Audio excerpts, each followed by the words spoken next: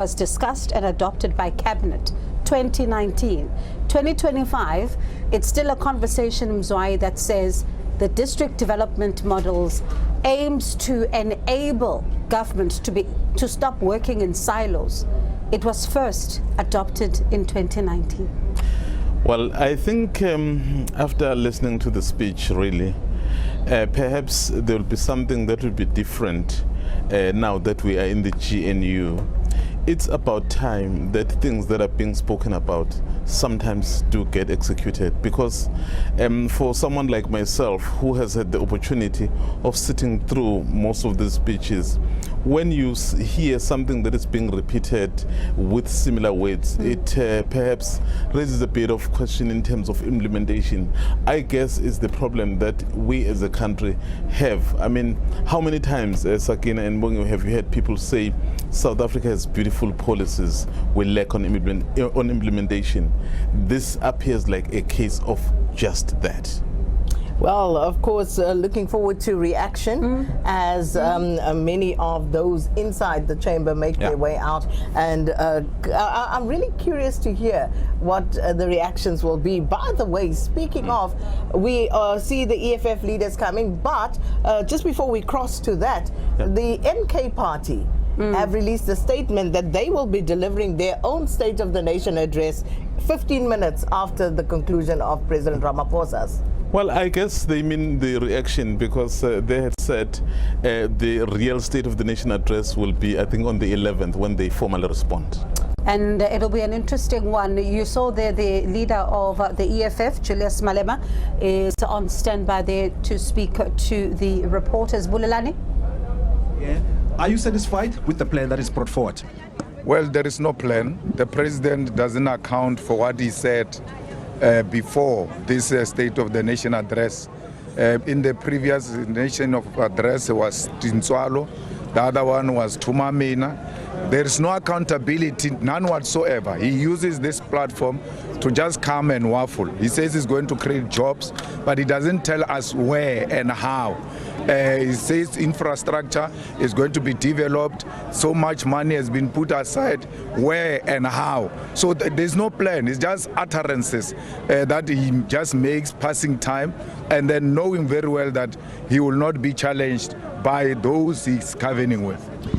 You look at the plan that is put forward in relation to investing 940 billion rand over the next 3 years towards infrastructure. Do you not think that will take us out of the low growth levels? He has spoken about giving the disaster there in KZN 1 billion. Those houses are still not built. He has spoken about building 1 million houses in Alexandra. Those houses are not built. So whatever 900 million is talking about, you must know that he's just passing time. He's not the man who follows through what he committed during the State of the Nation address. The Transformation Fund is promising for the next 5 years, every year they will set aside about 20 billion rand. He's still saying we're going to make sure that we develop the guidelines to make sure that it is not subjected to red tapes and all manner of things. Monies have been committed before. I mean, we're still talking about water today. We spoke about water during the Guyana project. When he became the president, one of the things we said to him was the completion of the Guyana project.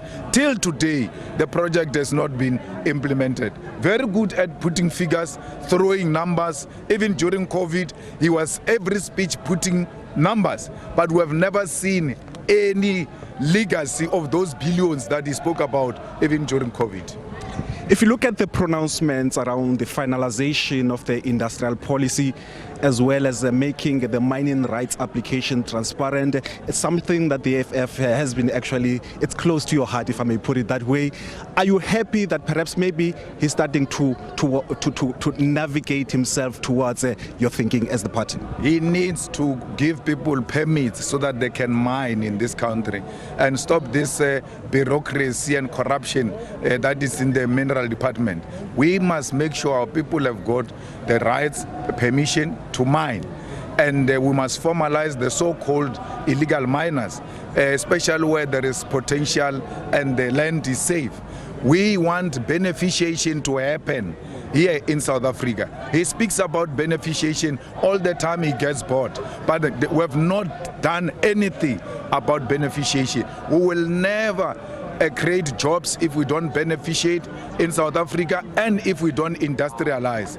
As things are now, we're deindustrializing the South African economy and at the same time talk about creation of jobs. So you can be guaranteed there is no concrete plan on creating jobs in South Africa. Concrete plan. He says we must come and work closer to where we work. But what has he done about Alexander, which he has committed to help? He's just talking. He's not going to bring anyone closer to where they work, because the people who own the land closer to where we work is white people. He's not going to expropriate that land. He's just baffling about it. All right, thank you so much, Julius Malema, the EFF leader. We're going to take more reaction on the other side of the precinct. I believe Natasha is standing by.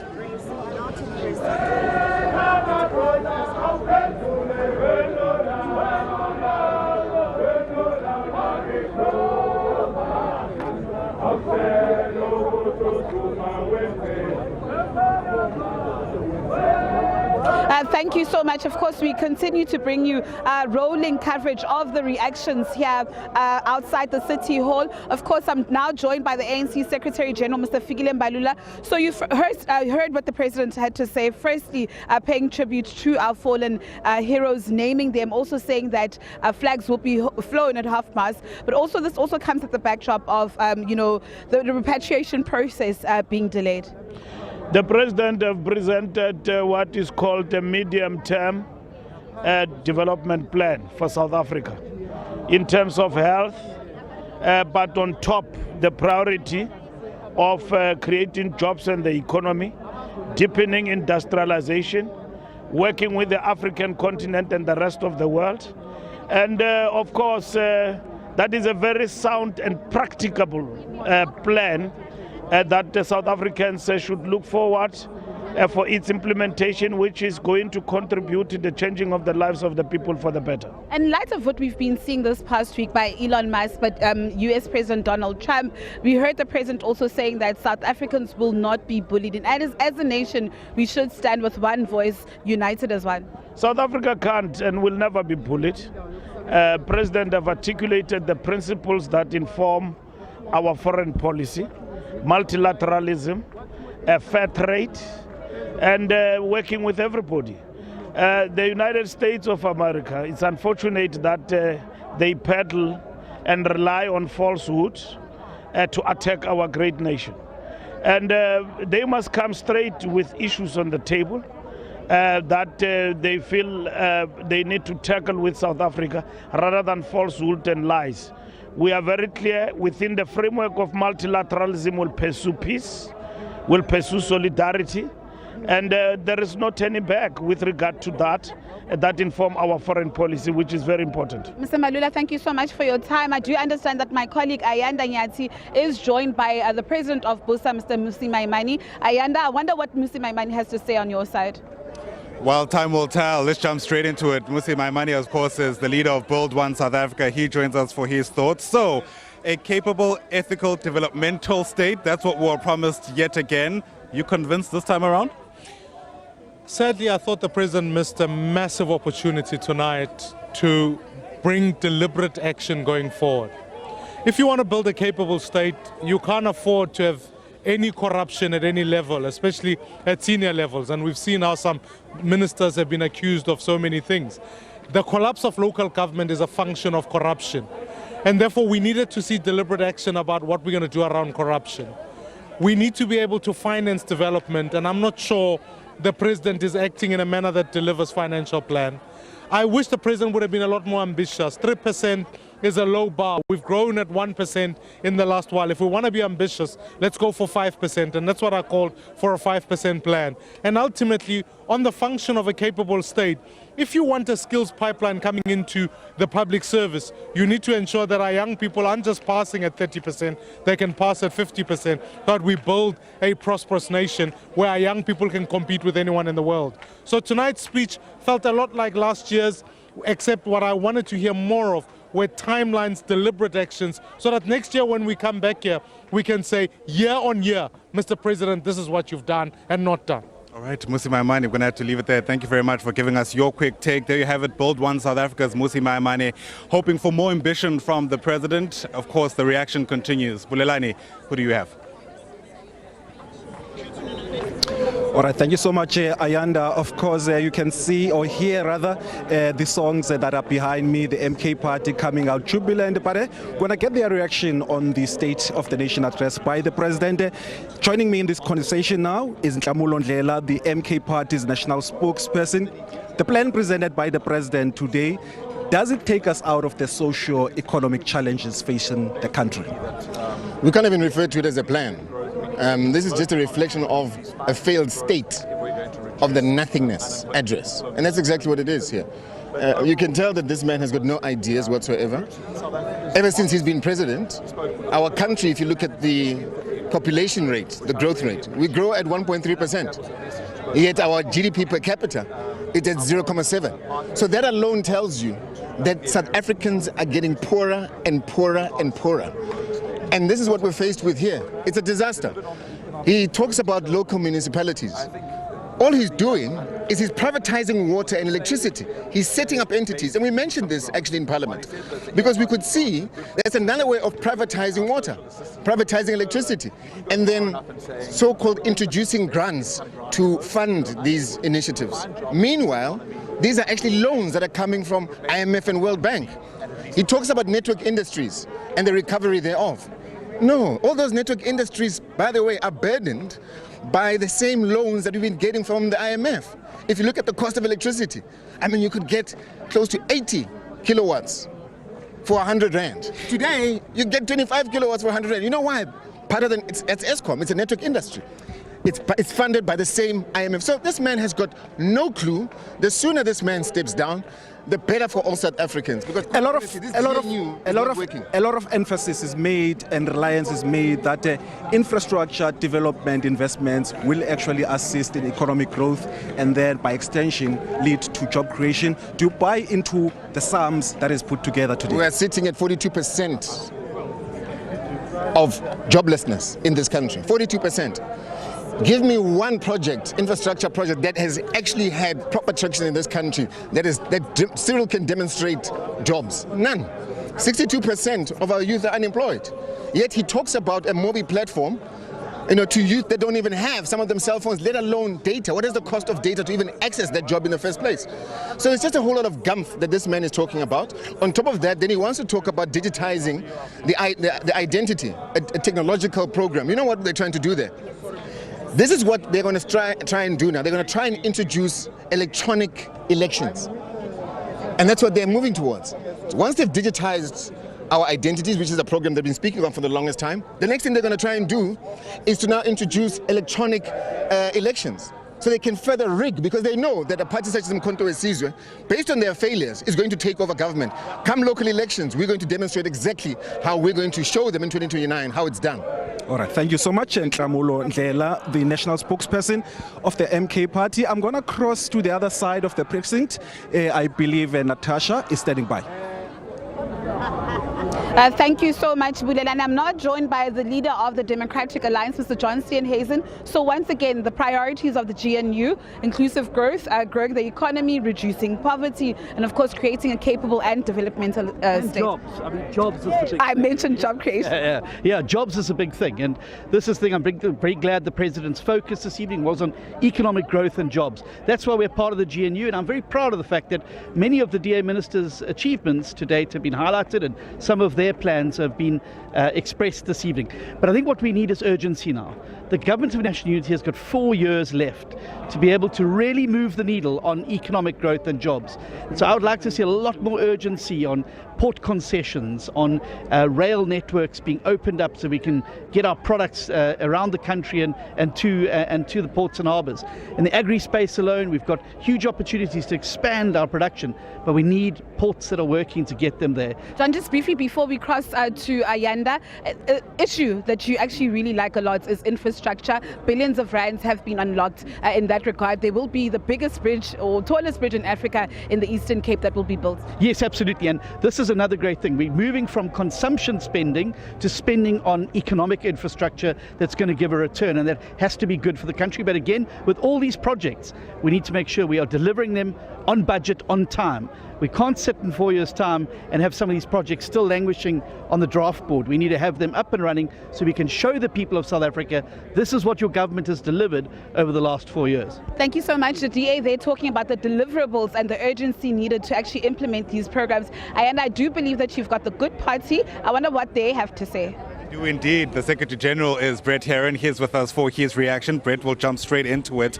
The President making mention of the social relief of distress grant, committing to that, but stopping short of making any kind of announcement on a basic income grant, which of course a lot of people are looking out for. Yes, we were really hoping to hear the words basic income grant, and when he started saying that the social relief of distress grant could be the foundation of something, and then I was expecting basic income grant. So it's disappointing that he didn't go there, although he did confirm that the social relief of distress grant has played a major role in poverty alleviation and will continue. But what he really needed to say was, after 20 years of studying basic income, our state is ready to implement a social safety net that includes comprehensive basic income. Right. I mean, in many ways, I mean, there were terms that we've heard before: social compact, a developmental state, an ethical state, getting rid of corruption. The sentiment that's certainly come out so far is that it's all the right things, not enough of the detail, which again is not a new criticism. And I wonder if it's a criticism nonetheless you share. I actually found this SONA to be maybe the most detailed. I mean, certainly in terms of unpacking how the economy will be turned around, what are the elements to do so, and what government is doing or planning to do to address the barriers to turning our economy around. So I left the speech feeling like it was probably the most comprehensive and certainly the most detailed in terms of how we turn the economy around. I think if there's a criticism around the economic growth vision, is that he is shooting for 3% economic growth, and most economists have been saying that we need at least 5% economic growth if we're going to meaningfully reduce unemployment. So the target is too low, but I thought there was a lot of detail in that economic growth plan. Right, Brett Heron, thanks very much indeed. Brett is the spokesperson, the Secretary General, I beg your pardon, of the Good Party. Natasha, the reaction is flowing. Who do you have there? Thank you so much. I'm now joined by Mr. Mulder of the FF+. Mr. Mulder, I just want to bring your attention to, at the beginning of the speech, President Cyril Ramaphosa had said that as South Africa, they will not be bullied. They'll stand together as one. And of course, I think you know what he was actually talking to this week. We saw that exchange between Elon Musk and US President Donald Trump about some misinformation around the Expropriation Act. What do you have to say as the FF+? No, I don't think that there was an attempt to bully South Africa. We should understand how the real world works, and the President should also understand that. Tonight was a disappointing speech as far as I'm concerned. I think it was a very important opportunity for the President. It was the first opportunity to really reset the whole South Africa's process with regard to the Government of National Unity. I hope to hear a different message. Now, I said before the speech, are we going to get the President tonight as the leader of the Government of National Unity, or is this going to be the President of the ANC speaking? And I'm really disappointed, because what we heard is nothing new. It's all the same that we've had in the past, all the same recipe, more funds, more projects. But that's not what people are experiencing on the ground. They don't see a change in their lives on a daily basis. The data doesn't convince us that that's the case. And that's quite unfortunate. And then in the end, the President did refer to the Government of National Unity, but then he said it's very important that people get together around a common vision, and we're going to have a national dialogue. The fact that the national dialogue must still take place just emphasizes that we still don't have a common vision. And that's why at the Government of National Unity, it remains a problem. Thank you so much, Mr. Mulder. Of course, Bulelani, I do understand that you are standing by there with the ATM leader, Mr. Vuyile Tuzungula.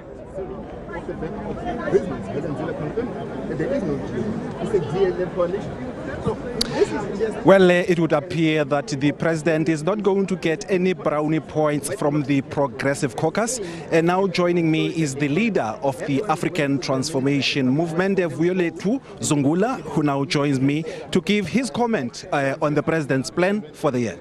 Bulelani, SONA is about the people. not politicians, not the president, because SONA needs to talk to the lived realities of the people.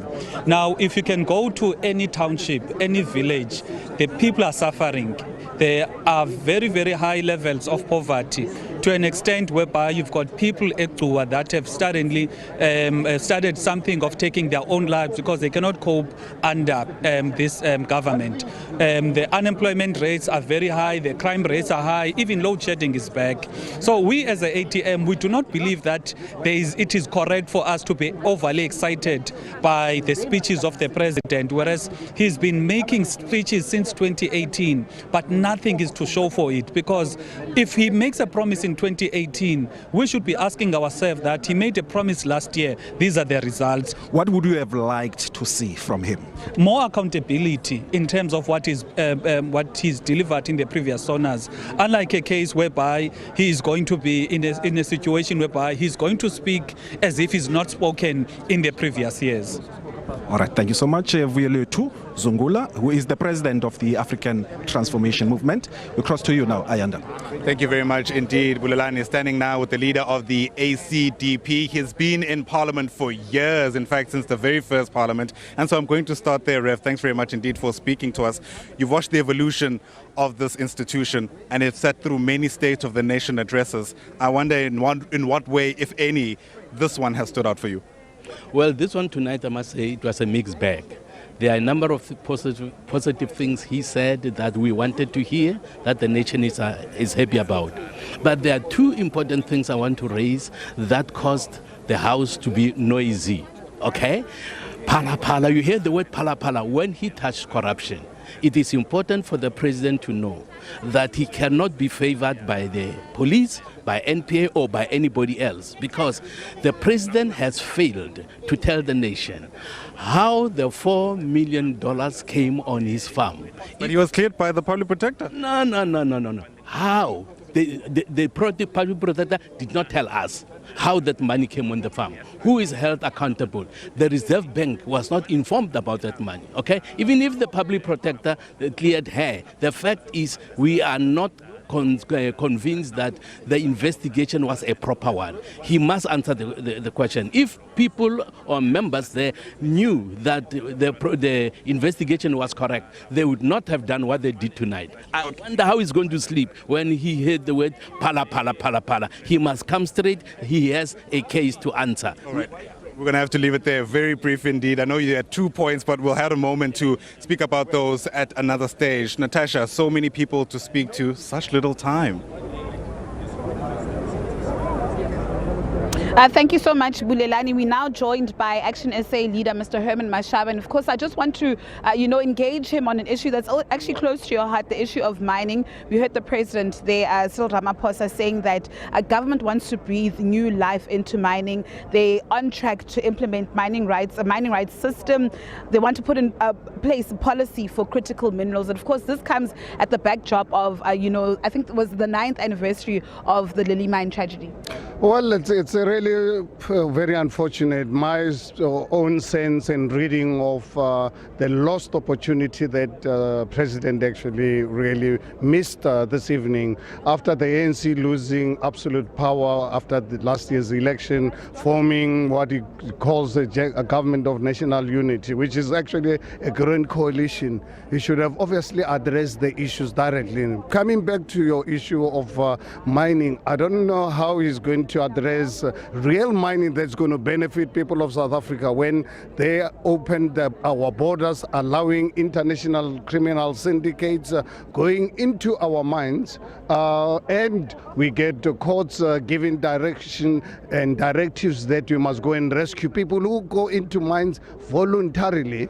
And South African taxpayers and so forth are allowed to really happen. If you take the Lily Mine family, as you are aware, I was in Barberton yesterday, was the 9th anniversary the collapse, tragic death of Priti Nkambule, Yvonne Mnisi and Solomon Nyirende. It's a matter that his own government completely does not even want to talk about it. They keep on coming out with one excuse after the other, working with the private sector. So if he's talking about mining, if he's not going to talk about mining, at the same time protect the lives of ordinary law-abiding South Africans, this is just really a pipe dream. Mr. Mashaba, thank you so much for your time. Let me just cross over to my colleague Bulelani, who is joined by Mr. Songezo Zibi.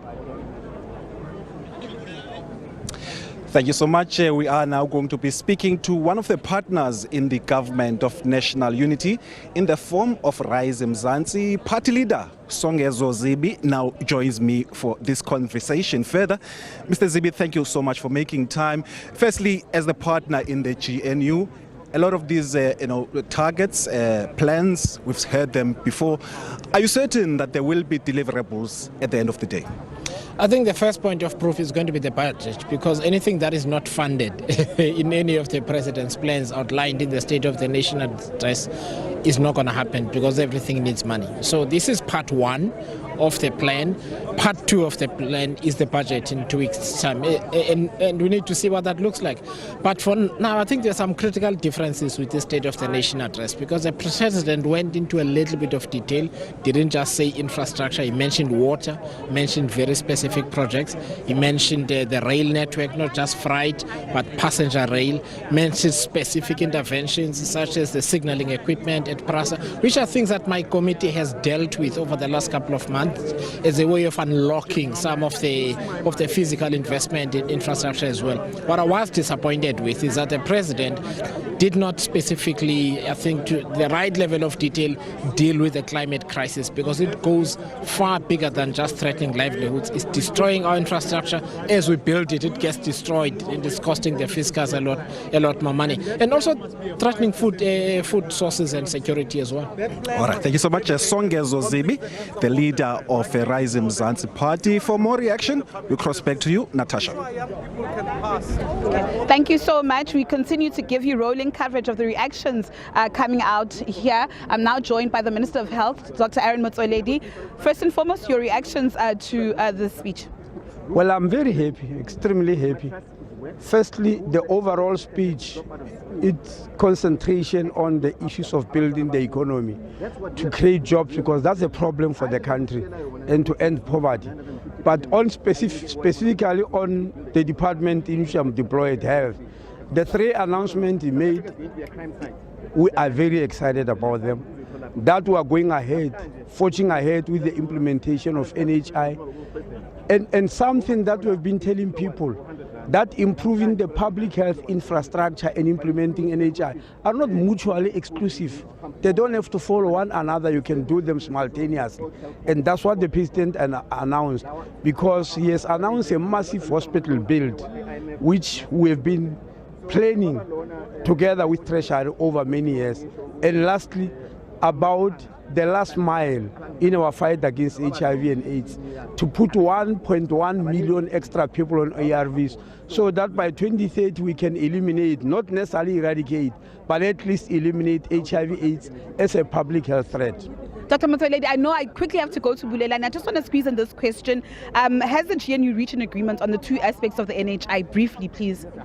Just come again. Has the NHI reached an agreement on the two aspects? Has the GNU, I beg your pardon, reached an agreement on the two aspects of the NHI? Do you know of this? Which are what? Remember, which aspects are those? There was the cabinet lekgotla that took place this past weekend, and of course there were those remarks by your minister in cabinet, Marupin Ramaphosa, who had said there was that agreement. Can you tell us if they were? NHI is forging ahead. That's the most important to know. We are going to implement it. As to the nitty-gritties, we'll explain them as we move on. The thing you must just know is that the project we call NHI is on course, full stop. Thank you so much. Bulelani, I do understand you have a guest.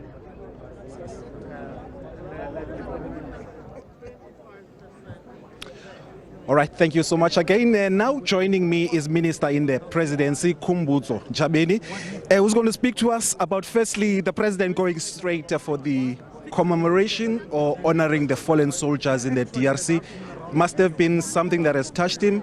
And I guess I see also in the pomp and ceremony, the South African National Defence Force were also showing their honor to those fallen soldiers. Take us through the mind of the president.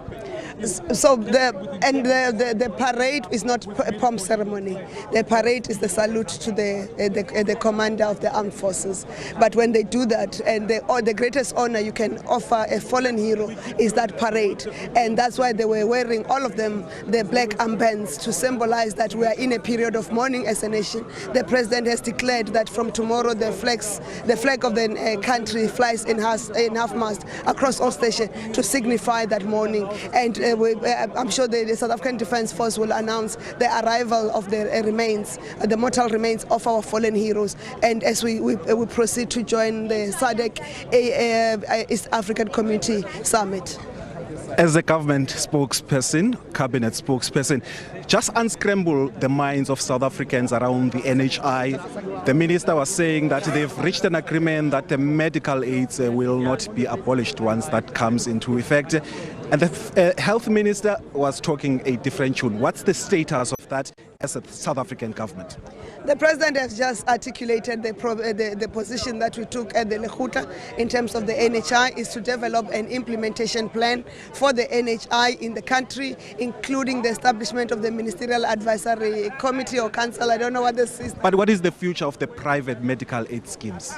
Why don't we wait for the NHI for the implementation plan? The president indicated the need for the registration of all health service providers, the need for South Africans to have equal access to healthcare, making sure that we put basic infrastructure for health to be in place, the hospitals to be in place. We also need, after you put the infrastructure of the hospitals and the clinics that have facilities up to, top of the range facilities, you will also need the medical staff to be there. So we need that whole capacity so that we can achieve universal healthcare. Remember, we can call it NHI, we can call it all sorts of names, but the bottom line is that all South Africans must have access to universal healthcare at the same quality. All right, thank you so much, Minister in the Presidency, Khumbudzo Chabini. For more reaction, I cross back to you, Ayanda. Bulelani, thanks very much indeed. We'll jump straight into it. The Deputy Leader of the UDM is Ngaboyo Nzimkwankwa, who's with us here. Thank you very much for making time, sir. Let me just begin by getting a sense of whether or not you reckon we have the money to pull off this plan, since you sit on the Oversight Committee looking over the budget. 900 billion rand for infrastructure. We're told we need thousands of transmission lines, more commitment to boost SOEs, including Eskom and Transnet, and the list goes on and on. Was this just a wish list or something realistically achievable? Well, it was an ambitious wish list. Firstly, you are saying you want to have an infrastructure-led growth strategy, but you premise it on the very same SOEs that are failing. That's number one. That also are a drain on the fiscus. The second issue for us is that the president is downplaying, he seems to be downplaying the crisis in the DRC. The situation for our soldiers there is very dire. They even have to make do with 1 meal per day. There are many things which are happening. Some of the bodies are decomposing. Secondly, is the fact that the president spoke about one of the issues where they are going to open up new ports. I'm sure the intention is to try and stimulate trade, especially within the African continent, and to try and deal with port efficiency around the country in order for us to be able to stimulate growth. I do not see how, for example, we can be able to deal with the problems that America is throwing at our way if we do not look for alternatives insofar as that is concerned. I mean, more than half of the world's population is within the BRICS nations now. I'm sure if, for example, we are able to sit down and intelligently look at alternatives, we should be able to look for alternative sources of trade that can actually be able to replace whatever we do with America. They can take their AGOA and keep it where the sun doesn't shine. Well, that's a bold statement. Very quickly, your leader is the Deputy Defense Minister. Let me just get a sense of how satisfied you are about the communication around what's taking place in the DRC, especially given what you've just said, that you feel like the president is downplaying the circumstances there. No, of course, the president has to downplay it. It's very important for him because the situation, I would say, to a large extent, they are doing everything in their power to try and address it, following the diplomatic channels. But obviously, the soldiers need help, and they need help immediately, and we need to do something as a leadership and not go on talks about talks without really addressing the underlying root causes. But I think behind the scenes, there's a lot of work that has been happening or going on. All right. Ngabayomzi Nkwankwa, thanks very much indeed for speaking to us. Ngabayomzi, of course, is the deputy leader of the UDM as the reaction continues to flow very quick and fast here. Natasha, it's over to you. Thank you so much. We're now joined by COSATU President Zing Salosi. Thank you so much for your time. So you've heard what the president had to say. Does this message then, filter down to the workers? Do you think that the workers will actually resonate to the president's speech? A lot of talk about infrastructure, billions actually being pumped into infrastructure. One thing that also caught my eye is the SRD grant. The president had said that they'll use this as a basis for income support for unemployed people. Thank you very much, Natasha. And indeed, we want to welcome the State of the Nation address by the President. We are happy because most of the things that we expected the President to touch on has been touched on by the President. The issue of the Social Relief Distress Grant and continuing with it to form the basis of the basic income grant. It has been a call that COSATU has been making for years now, and we're happy that the President is not talking about taking that away, but understanding that for people of South Africa, particularly the unemployed, we have to make sure that they are able to sustain themselves. But also I'm happy that he was able to link that with TVET colleges, because we have seen now that our kids have passed grade 12, most of them are devastated because they are unable to get to universities. But we're not talking about the artisans and skills that this economy is gonna need. Because if we're going to talk about the 943 billion on infrastructure, we are going to need the relevant skills.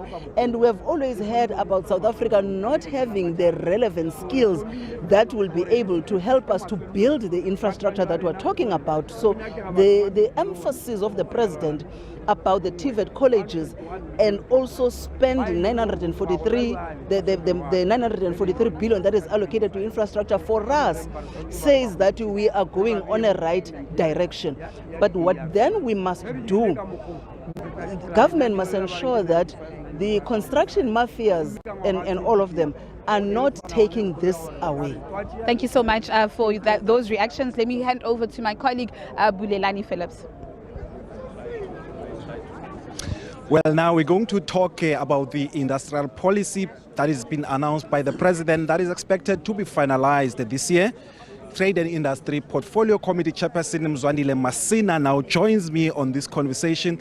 This industrial policy that the President talked about, what does it aim to do and how does it work towards this plan of growing the economy and creating jobs?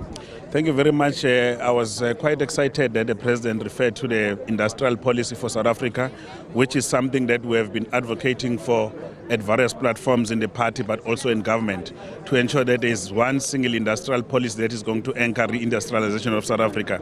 As you know that since the 80s and the 90s, there was a lot of massive deindustrialization that has occurred in South Africa, and coupled with that, and I was happy that the President is beginning to reflect on issues of the minerals and beneficiation, and which is a critical aspect which we must do here. We've seen over time a number of foundries closing down and so on, whereas we are the mineral deposit country. So I think that this will assist us to ensure that we can consolidate our strength in South Africa and ensure that we build an industrial policy that will support the development of the economy of South Africa. So it's quite a good news for South Africa. On another subject, earlier in the week, you held a public hearings that called on all the major banks in terms of issues of competition. What was the resolution of that meeting? Particularly, what are the concerns of the committee? Well, the meeting raised quite a number of concerns to the Reserve Bank, to the Prudential Authority, as well as the banks. 6 of the major banks, they had sent the high-powered delegation led by the CEOs, CFOs, and chairpersons of boards.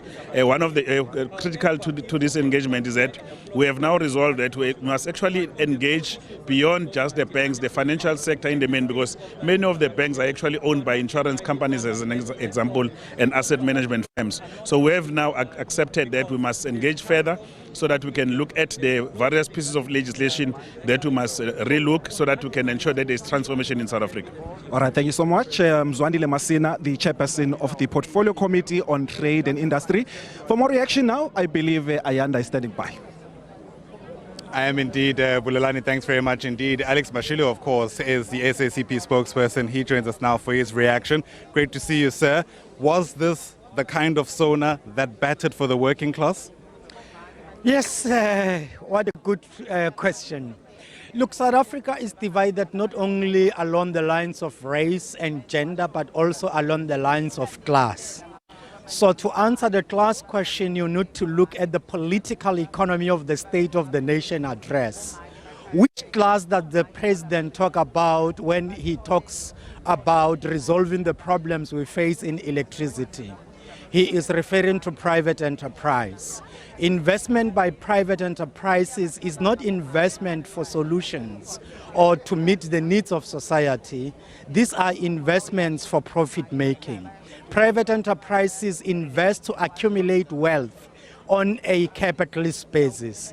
You see the same thing in ports, you see the same thing talked about in rail, and then the same thing is talked about in water. The working class, for example, the over 12 million active and discouraged work seekers who are unemployed, do not have a cent to invest in electricity generation.